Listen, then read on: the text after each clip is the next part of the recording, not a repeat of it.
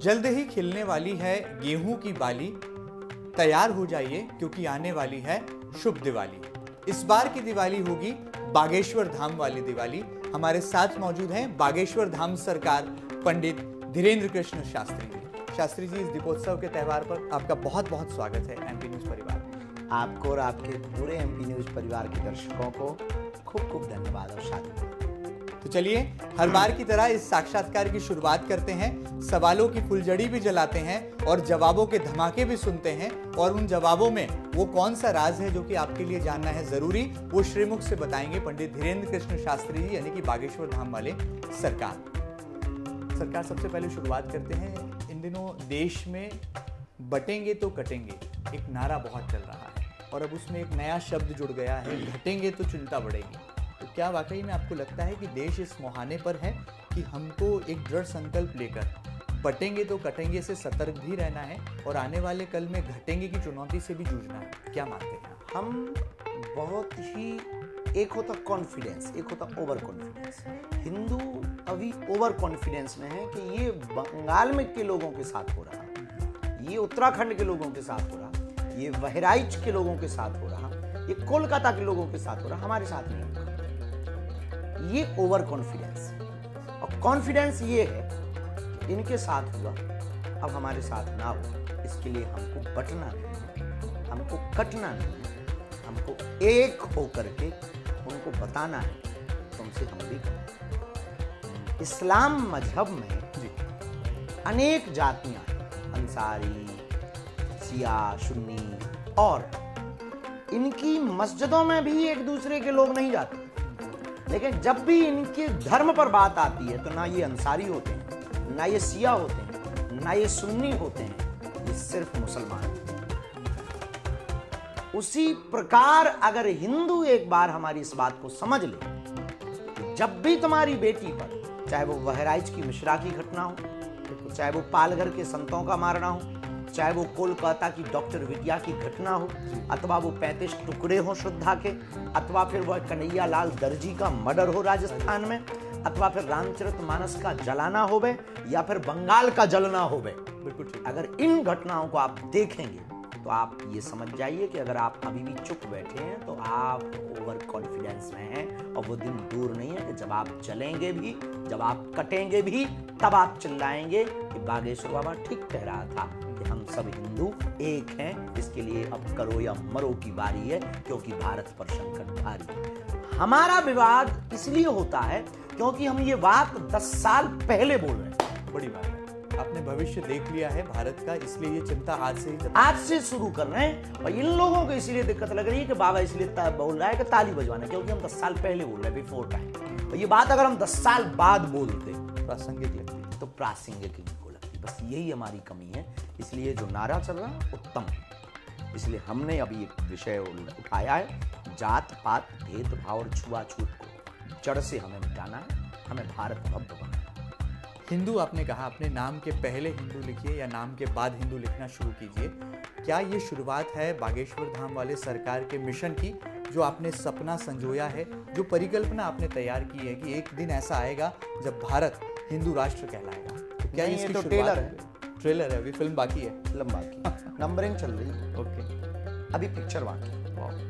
अभी तो हम घर घर जाएंगे, गांव गांव जाएंगे, इस देश से कुरीतियां मिटाएंगे, इस देश में चलने वाले अंधविश्वासों को मिटाएंगे, इस देश में चलने वाले धर्म की दुकानों पर वार करेंगे, इस देश में सेक्युलरिज्म का जिनके अंदर कीड़ा है उनके कीड़े पर वारनॉल डालेंगे। अभी हम सड़कों पर निकलेंगे और भारत का पूरा साधु समाज, भारत की हिंदुत्व का प्रतिनिधित्व करने वाले लोग और हिंदुओं के प्रति अपनी विचारधारा, विचारक और प्रचारक, सनातन के विचारक और प्रचारक, उन दोनों को हमें इकट्ठा करके, इस देश के बुद्धिमान बुद्धिजीवी दोनों को इकट्ठा करके, इस देश का हिंदू और कट्टर हिंदू दोनों को इकट्ठा करके सड़कों पर ला करके उनको बताएंगे कि हम भी तुमसे कम नहीं। इसलिए ये नंबरिंग, अभी पिक्चर नहीं है। पिक्चर शुरू हो रही है 21 नवंबर से।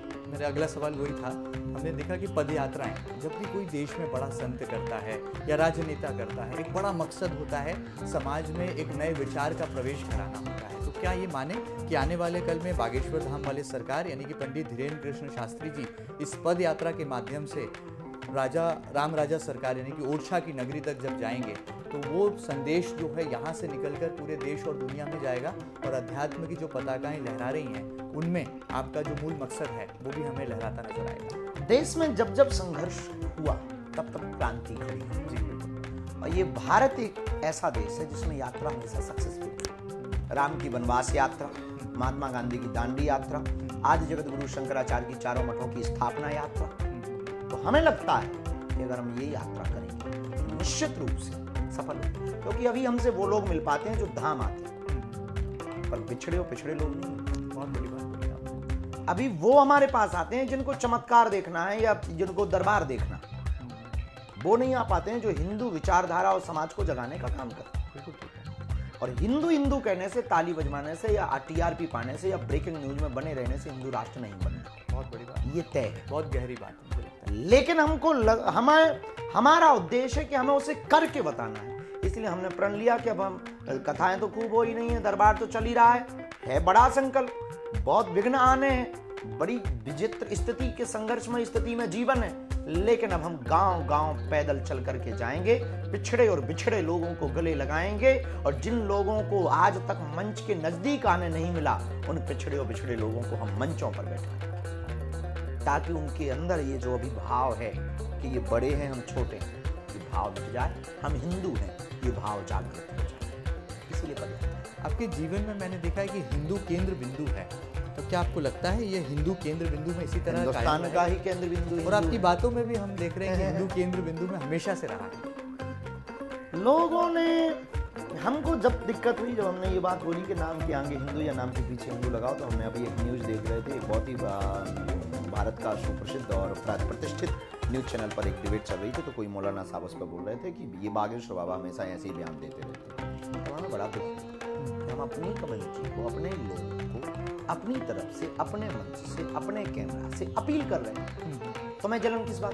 ठीक बात। हम ये तो नहीं कह रहे कि मुसलमान लिखें हिंदू, हमने ये तो नहीं बोला कि मुसलमान लिखें, भारत में रहने वाली हिंदू लिखें। अगर हम ये बोलते तो तुम्हें बरनौल लगनी चाहिए। हमने सिर्फ इतना कहा कि भारत के हिंदू जातियों को छोड़कर जाति के नाम के आगे, अपने नाम के आगे मैं सनातनी हिंदू हूं या हिंदू अंकित, हिंदू प्रशांत, हिंदू धर्मेंद्र लिखें, सिर्फ इतना करना है। लेकिन इन्होंने कमेंट क्यों किया, इसका मतलब निशाना ठीक जगह लगा। पिछले दिनों आपका एक बयान भी बहुत सामने आया था, मौलानाओं ने उस पर आपत्ति भी जताई थी, फिर बाद में लोगों ने बहस का विषय भी उस पर छेड़ा। आपको लगता है कि कौन सा? पुरोहितों को लेकर लगातार जो शब्दावली का इस्तेमाल पंडितों के बारे में, जैसे पाखंड के बारे में कहा जा रहा था, हवस का पुजारी, मैं लेना नहीं चाह रहा था लेकिन आपने ले लिया, तो क्या आपको लगता है कि केवल हवस का पुजारी ही हो सकता है? आपने जो कहा था वो मौलाना की तरफ इंगित कर दिया था। इनके में भी कई न्यूज़ें मिली कि प्रायोजित तरीके से ये छोड़े हुए प्रयोग हैं। ओके। 1980 के दशक में जब फिल्मों पर इनका आधिपत्य हो गया, तब इन्होंने बहुत साइकोलॉजी सिस्टम मनोविज्ञान के साथ कुछ चीज़ें छोड़ना शुरू की। आप 1980 के दशक की बात की पिक्चर देखिए तो उसमें जितने गुंडे मिलेंगे सब तिलक लगाएंगे, टोपी वाली ईमानदार मिलेंगे, एक पंप उखाड़ने वाली पिक्चर छोड़कर बाकी आप देख लीजिए। हवस का पुजारी, अब हवस तो उर्दू शब्द है, तो दूसरा शब्द भी उर्दू होना चाहिए। पुजारी हिंदू शब्द है, तो हिंदी है, इसका प्रयोग आपने क्यों किया? हाफिज का हाफिज भी तो होता है, पादरी भी तो होता है, मौलवी भी तो होता है। पुजारी हमारे सनातन धर्म का सबसे प्रसिद्ध है और सबसे सम्मानीय पद है, लेकिन आपने बहुत प्रायोजित तरीके से उसकी बैंड बजा दी। हाफिज का पुजारी, आपने हमारे सम्मानीय शब्द को टारगेट किया। भारत का हिंदू अभी तक केवल प्रचारक था, हम केवल प्रचारक नहीं, हम विचारक हैं। ये आपने एक नई शुरुआत करी पार्टी की। हम एक विचारक हैं, हम विचार कर सकते हैं ना, ये बात हमने विचार की है, ये ऐसे प्रयोजन हुआ है इनका, तब तो हिंदुओं के दिमाग में ये बात बैठी है। इसलिए कोई कुछ भी करे बोले हवस का पुजारी है वो, अच्छा, उनके में चप्पलें गली कई जगह, पकड़े गए, हलाला होता है, वो हवस का मौलवी नहीं होता। वीडियोस वायरल हुए सोशल मीडिया के, अनेकों डले हुए, कितने मजहबों के गुरुओं के नहीं डले, लेकिन सिर्फ बदनाम हवस का पुजारी। आज आप कायम है अपने उस बयान पर? कायम, जब तक शरीर है तब तक, हमें क्या लेना देना।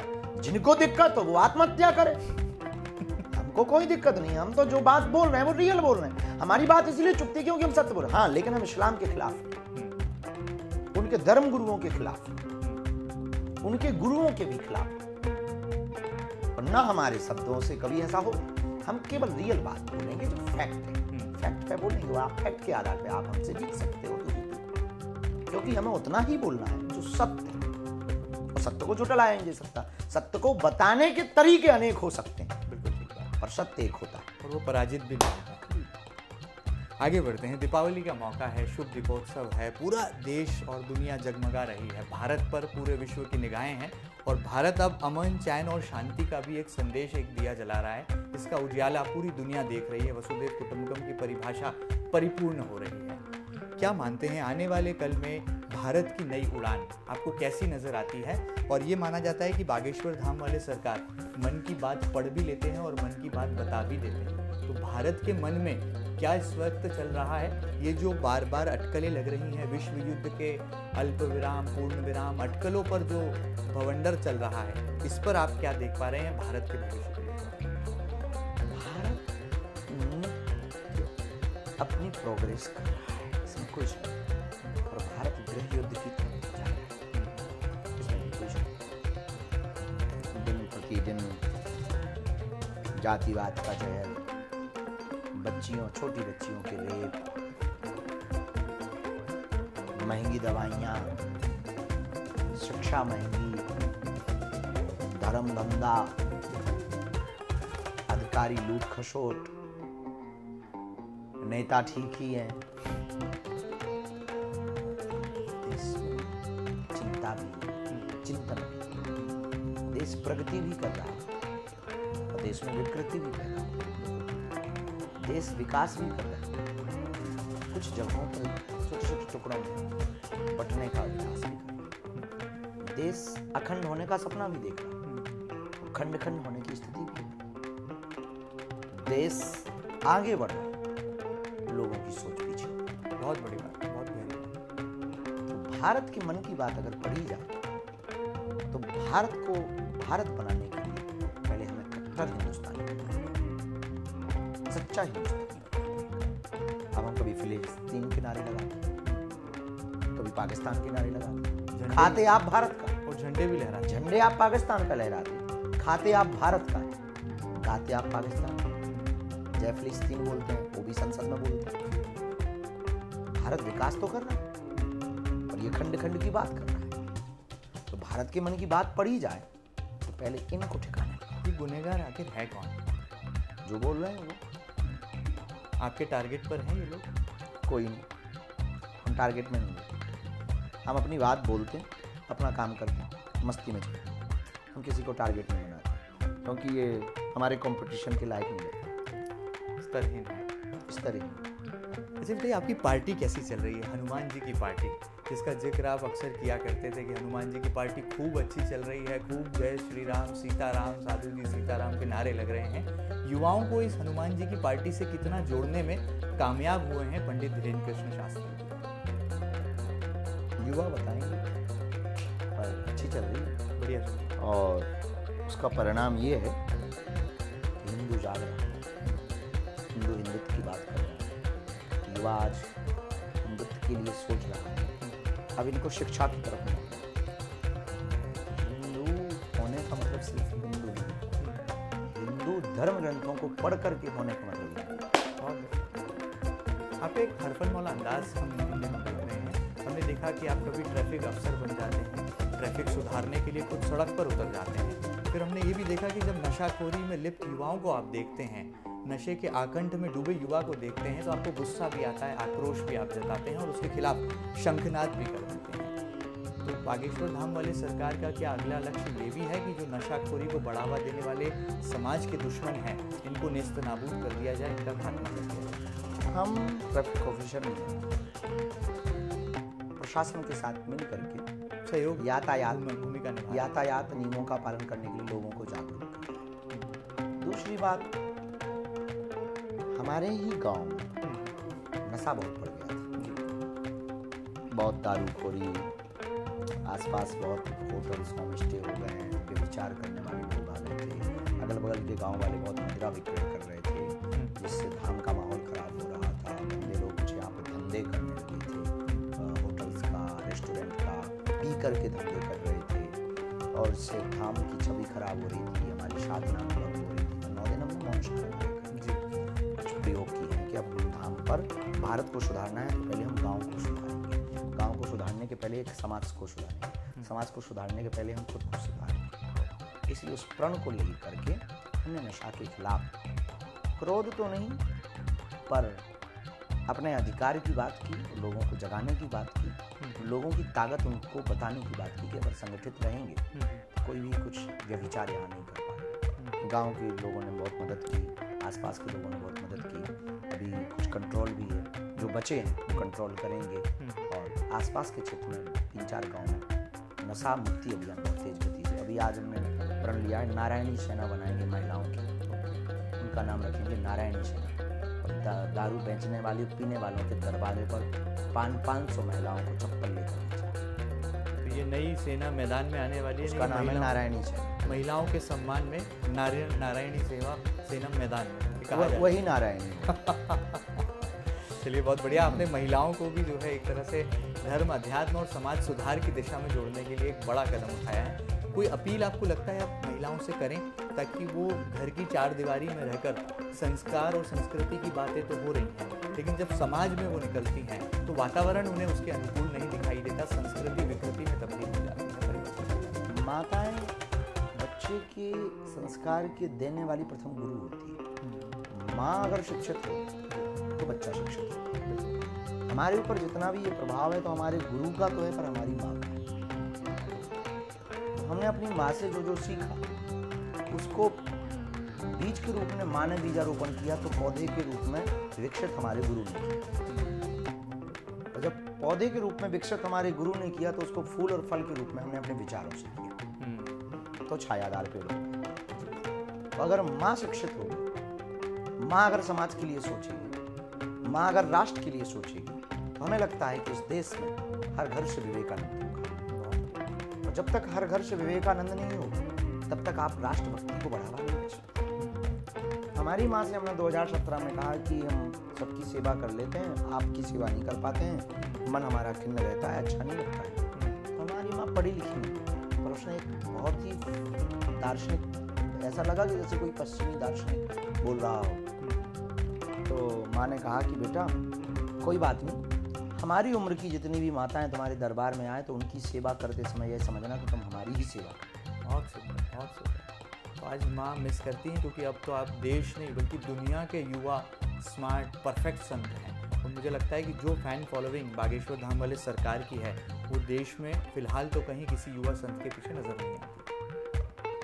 फैन फॉलोइंग के पीछे नहीं पड़ते। आपके अनुयायियों की बात करें, हमारे जो फैन फॉलोइंग तो ऐसे हवा है, फैन का मतलब पंखा है, पता नहीं कब बंद हो जाए। आपके पागलों की बात पर आपके पागलों की संख्या तो है। बात। अच्छा, पागल का मतलब उनको हम पागल मेंटल भी नहीं बोलते हैं। पागल का मतलब दीवान की, जो दीवानगी है, सनातन के प्रति, राष्ट्र के प्रति जुनून है। तो ऐसा तो हम नहीं मानते हैं, ये तो हमें पता नहीं है कि कितने लोग जुड़े हैं। ये पता है कि हम जो भी हैं ट्रांसपेरेंसी है, हम जो अंदर हैं वो बाहर है, और हम अपने लिए जीते नहीं। हमारा सपना है सिर्फ राष्ट्र के लिए जीना, और हमारा उद्देश्य सिर्फ राष्ट्र को आगे बढ़ाना। हमारा उद्देश्य सिर्फ हिंदुत्व को आने वाले 500 साल में इतने तरीके से सुरक्षित करके जाना है कि बाबर जैसे 500 भी पैदा हो जाए तो हमारे हिंदुत्व का बाल बांका रखा।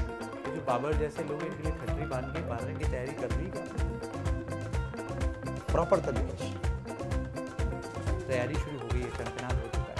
हाँ, शंखनाद भी हो गया है, तरीके भी शुरू हो गए हैं, और पदयात्रा के बाद तो बहुत सी चीज़ें हैं जो हिंदुओं को देखना। आप हमें लगता है कि 1-2 साल में कुछ बड़ा होने वाला है। आप विचारों की लड़ाई लड़ने में बहुत भरोसा रखते हैं। मैंने देखा है कि आप शांति की संदेश भी देते हैं लेकिन विचारों की लड़ाई लड़ते रहते हैं। एक योद्धा मैदान में रणभूमि में उतरकर युद्ध लड़ता है और एक योद्धा अपनी वाणी से जब मंच से बड़ी बात कहता है तो विचारों का युद्ध खड़ा कर देता है। हमें लगता है कि कलम से खतरनाक कोई भी हथियार नहीं होता, इसलिए हम विचारों से खेलने में हमें बहुत मजा आता है। और विचार इसलिए करते हैं क्योंकि हम विचारक भाव में जीते हैं। हमारे जो ग्रैंडफादर थे वो बहुत अच्छे विचारक थे और लोगों ने हमारा हवा बना दिया है कि कोई बहुत मिरेकल मैन, चमत्कारी गुरु, मंत्रवान जानने वाला, भूत भगाने वाला।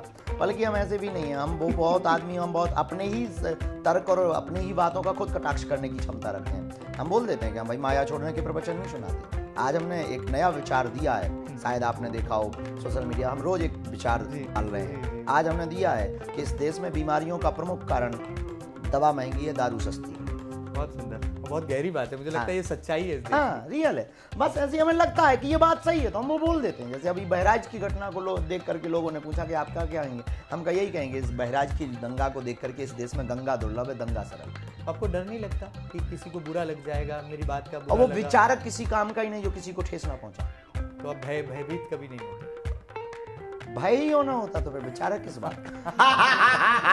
हमने कहा ना कि वो विचारक किसी काम का नहीं जो किसी की आत्मा को ठेस ना पहुंचाए। ये अब्राहम लिंकन ने कहा था। जी, बहुत बड़ी बात है। शब्दों से खेल लेते हैं, विचारों से भी खेल रहे हैं। क्रिकेट की दुनिया में आपको बहुत दिनों से हमने देखा नहीं है। खेल के मैदान पर जो आपका गली क्रिकेट है, क्या वो भी बरकरार है या जब वक्त मिलता है तो थोड़ा पसीना बहाने के लिए, के शारीरिक व्यायाम के लिए क्रिकेट में समय निकाल लेते हैं? कम हो गया है, व्यस्तता बहुत बढ़ गई है, बोझ बहुत हो गया। इस देश में गुरु बनना बहुत कठिन है, चेला बनना बड़ा अच्छा है। गुरु बनने के बाद जिम्मेदारी बहुत आ जाती है। वही चिंता है, राष्ट्र कैसे बचेगा, लोगों की सेवा हम कैसे कर पाएँ, बुंदेलखंड की महिमा को कैसे बढ़ा पाएँ, राष्ट्र को कैसे आगे बढ़ा पाएँ, जात पात को कैसे दूर कर पाएँ, ऊंच नीच को कैसे मिटा पाएँ, छुआछूत को कैसे मिटा पाएँ, वही मनस्ता को कैसे मिटा पाएँ। ये भभूतियों से हमें जो तंत्र मंत्र वाली चीज़ें हैं, अंधविश्वास हैं, इसमें लोग पागल हैं। इससे ऊपर हम लोगों को कैसे ले जाएं? हम अप्य दीपो भवा बनाना चाहते हैं लोगों को। हम चाहते हैं कि लोग हमारे पीछे पागल ना हो। हम चाहते हैं जैसे हम प्रकाशित, वो स्वयं दीपक बने, वो खुद प्रकाशित है, उनको किसी की जरूरत ना पड़े, वो अपने आप में गुरु बने, अपने आप में साधक बने। हम उसका मतलब ये नहीं है कि वो दरबार लगा, उसका मतलब ये है कि कम से कम दूसरे के मन की ना सही पर खुद के मन की तो जान पाए। इतना विचारवान, इतना विवेकशील, इतनी फिलॉसफी तो उसकी अच्छी होनी चाहिए। हम चाहते हैं कि इस देश को कैसे इतना बड़े अच्छे तरीके से, बहुत प्रायोजित तरीके से इस देश को ऑस्ट्रेलिया की टक्कर में दे पाएँ कि हम ऑस्ट्रेलिया घूमने गए, हम ऑस्ट्रेलिया भी गए, फिजी भी गए, न्यूजीलैंड भी गए, ऑकलैंड भी गए। इन जो न्यूजीलैंड में ऑकलैंड है वहाँ गए हम। तो जब जाते हैं तो वीज़ा की लाइन में जब लोग लंबी लगते हैं या वहाँ पर उतरते हैं तो इमिग्रेशन में जब उतरते हैं तो लाइन में लगते हैं, तो हमें लगता है कि जैसे हम इस देश में जाने के लिए ललायत हैं। हमारे भारत में आने के लिए कैसे ये देश ललायत हों? हमारा सोच बहुत ग्लोबली है और उसी ग्लोबली सोच के कारण दिन रात चलता रहता है। अब क्रिकेट तो कम हो गया है पर शब्दों का क्रिकेट जारी। वाह, बहुत सुंदर। अभी भी बाउंड्री लगा रहे हैं। मैं तो फुल टॉस ही झेला रहा हूँ अभी आपको। अच्छा, हमने देखा है कि आप फॉरेन रिटर्न हुए और आपने 7 समंदर पार कई देशों की यात्राएं भी कर ली, वहाँ का अनुभव भी आप लेकर के आए और आपके अनुभव में वो बातें अब परिलक्षित होती हैं, अभिव्यक्त होती हैं। अंग्रेजी कितनी सुधर गई है? क्योंकि जो अंग्रेजी आपकी शुरुआत में टूटी फूटी हम देखते थे, अब उस वोकैबुलरी में बहुत सुधार हो गया है और आप परफेक्शन की तरफ अपनी अंग्रेजी भाषा को ले जा रहे हैं। हम अंग्रेजी के सुधार पे अभी काम नहीं कर रहे हैं, खुद के सुधार पे काम कर रहे हैं। अंग्रेजी एक भाषा है, हम अपने भाव के सुधारने पे कर रहे हैं। तो अंग्रेजी ठीक है अपनी जगह, जितने शब्द याद हो जाते हैं उतने शब्द पढ़ते तो है नहीं। ये सुने कि कुछ आते हैं, कुछ फॉरेनर्स डिवोटीज हैं, वो आते हैं तो बैठते हैं तो अब अंग्रेजी में बोलते हैं तो उसको कैच करते हैं कि ये क्या बोल रहा है। तो बाहर में गया, मनोरंजन करेंगे, चल भाई तू भी बोल। आपका वाईफाई सेव कर लेता है जो कैच। हाँ, ब्रेन का वाईफाई सेव कर लेता है। तो बस उसी प्रकार से वो अंग्रेजी को देख रहे हैं ऐसे, इसलिए थोड़ा सा इम्प्रूव हुई है, इसमें कोई समझ इम्प्रूव हुई, अंडरस्टैंडिंग अच्छी हो गई है, समझ पा रहे हैं हम अंग्रेजी को, बोलने के तरीके और वो वॉक टॉक बोलने लगे, वो बॉडी मूवमेंट, वैसा जेस्चर एंड पोस्चर। एक फिल्म का डायलॉग भी है, I can talk English and I can walk English because English is very funny language. आप उस तरफ बढ़ रहे हैं पर उद्देश्य उस तरफ बढ़ना है। अपनी मातृभाषा की तरफ रहना, हिंदुत्व पर कायम रहना। हाँ नहीं, हमारे ज्ञान सबका होना चाहिए। इसका मतलब ये नहीं है, इतना मैंने ऐसे भी नहीं हो चाहिए कि अंग्रेज हमको अंग्रेजी में गाली दे जाए, हम थैंक यू बोल दें।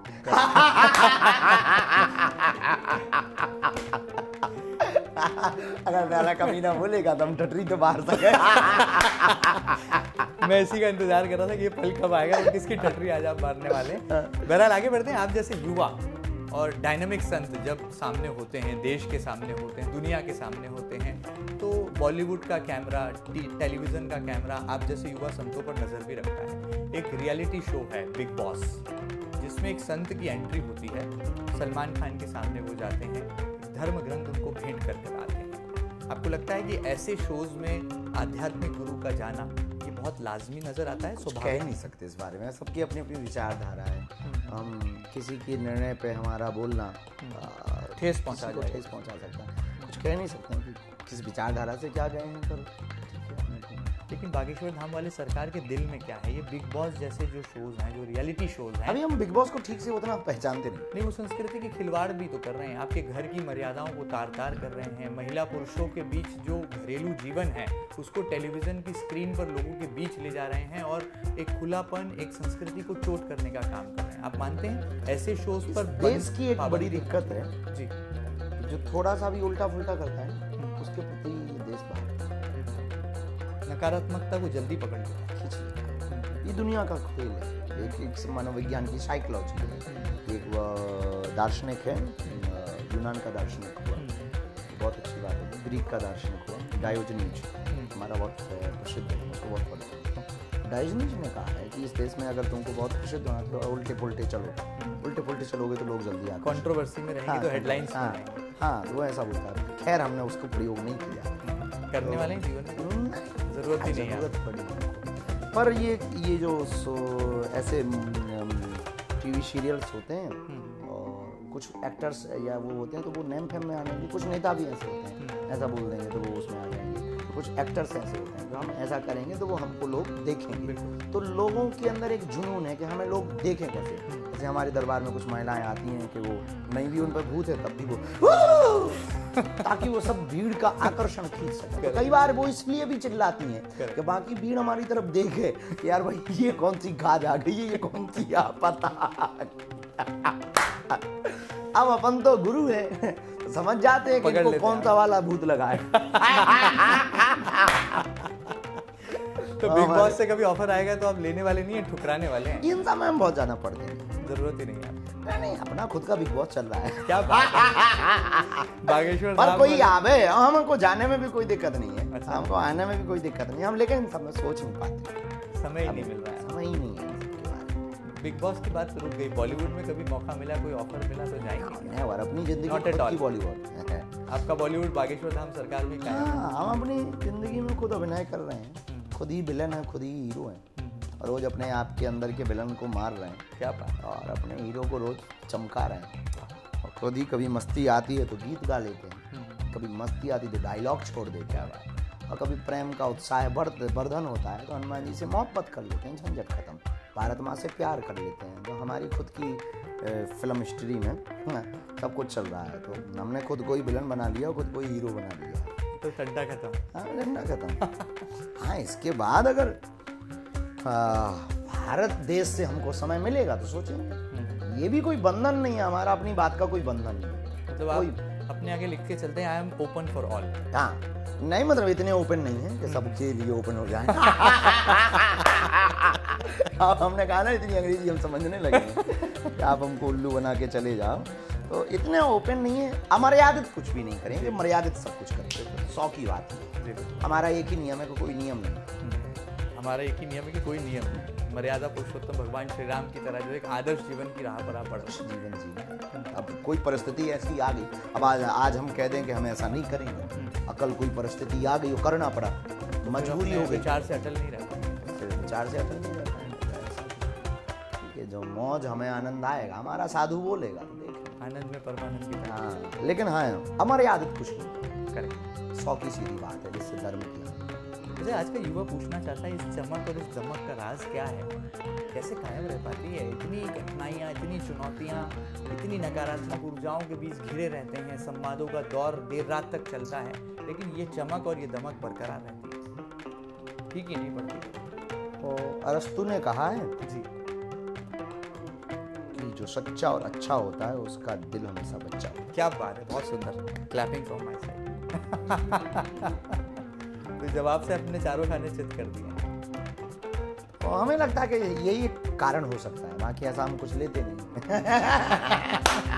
जैसे हैं वैसे हैं, कोई हम बहुत ज्यादा ये नेचुरल है, ये गॉड गिफ्टेड है, मतलब कहा जाता है। गिफ्टेड है। कभी कभी जैसे ये पिंपल्स हो जाते हैं, ये हो जाते हैं, चमक दमक की बात है, तो एलोवेरा जेल का प्रयोग कर लेते हैं, वो काटने वाला। बाकी और प्राकृतिक उस पर ध्यान। हाँ बस, बाकी और बाकी सब जो है वो है। झमेलों से दूर हैं आप। हाँ झमेलों से दूर है बाकी, और हो भी नहीं सकता, हमारी लाइफ में नहीं हो सकता इतना काम, गर्मी में रहना, धूप में रहना, कभी भीड़ में रहना, इतनी बात, इतना ज़्यादा बोलना, इतने मेडिटेशन करना, हवन करना, ध्यान करना और रातों भर जगना, सब चल रहा है, भगवान चला रहे हैं। हनुमान जी जाने वो उन्होंने भेजा है, वो हम तो ज़बरदस्ती इंपोर्ट किए हुए आदमी। आप कठपुतली हैं, चला हनुमान जी। चला हनुमान जी, हमने कहा ना हम तो इंपोर्ट किए हुए आदमी। मतलब मेकअप नहीं, माइंड मेकअप की तरफ ध्यान। हाँ नहीं, ब्यूटी के चक्कर में कई बार रियल ब्यूटी गायब हो जाए, बहुत बढ़िया।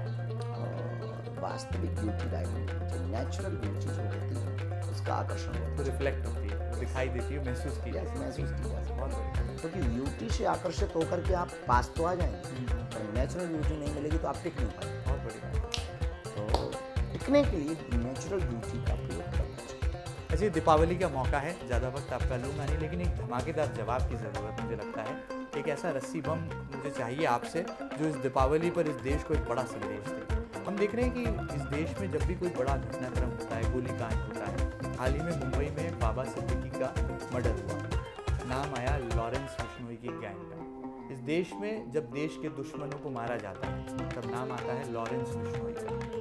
एक लॉरेंस बिश्नोई जेल में बंद है, लेकिन देश की बुराइयों के खात्मे के लिए कहा जाए कि बड़ी बड़ी घटनाओं के पीछे अपराध जगत में जिम्मेदारी लॉरेंस बिश्नोई का गैंग ले लेता है। क्या सच्चाई है वाकई में, क्योंकि आप तो सब जानते हैं, मन की बात भी पढ़